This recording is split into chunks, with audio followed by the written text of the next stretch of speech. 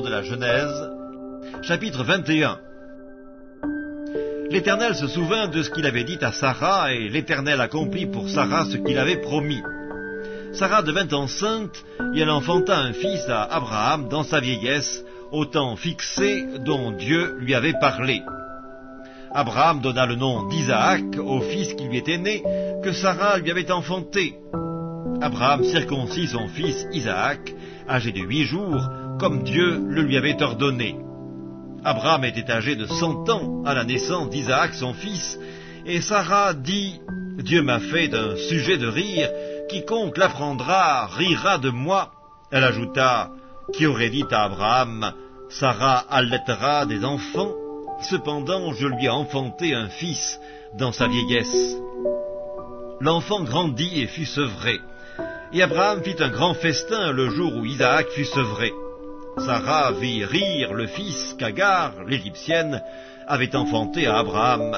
Et elle dit à Abraham, « Chasse cette servante et son fils, car le fils de cette servante n'héritera pas avec mon fils, avec Isaac. » Cette parole des plus fortes aux yeux d'Abraham à cause de son fils. Mais Dieu dit à Abraham, « Que cela ne déplaise pas à tes yeux, à cause de l'enfant et de ta servante, accorde à Sarah tout ce qu'elle te demandera, car c'est d'Isaac que sortira une postérité qui te sera propre. Je ferai aussi une nation du fils de ta servante, car il est ta postérité. » Abraham se leva de bon matin, et il prit du pain et une outre d'eau qu'il donna à Agar, et plaça sur son épaule. Il lui remit aussi l'enfant, et la renvoya. Elle s'en alla et s'égara dans le désert de Beersheba. Quand l'eau de l'outre fut épuisée, elle laissa l'enfant sous un des arbrisseaux, et alla s'asseoir vis-à-vis à une portée d'arc, car elle disait « Que je ne vois pas mourir mon enfant. » Elle s'assit donc vis-à-vis de lui, éleva la voix et pleura.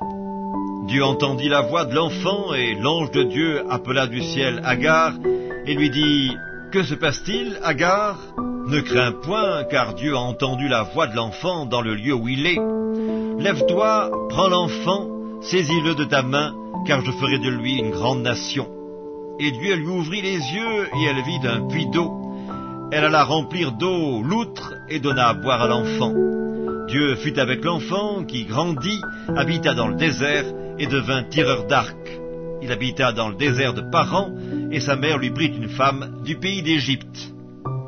En ce temps-là, Abimelech, accompagné de Picol, chef de son armée, parla ainsi à Abraham. « Dieu est avec toi dans tout ce que tu fais.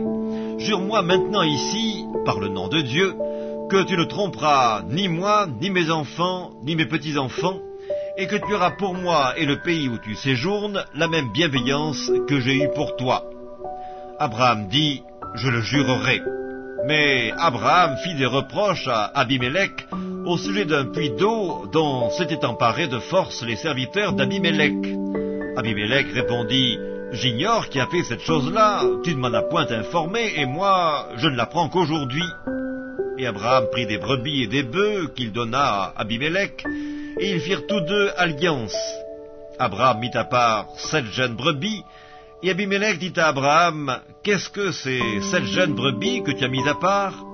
Il répondit, « Tu accepteras de ma main ces 7 brebis, afin que cela me serve de témoignage que j'ai creusé ce puits. » C'est pourquoi on appelle ce lieu Beersheba, car c'est là qu'ils jurèrent l'un et l'autre. Ils firent donc alliance à Beersheba, après quoi Abimelech se leva avec Picol, chef de son armée, et ils retournèrent au pays des Philistins. Abraham planta des tamarisques à Beersheba, et là il invoqua le nom de l'Éternel, Dieu de l'éternité.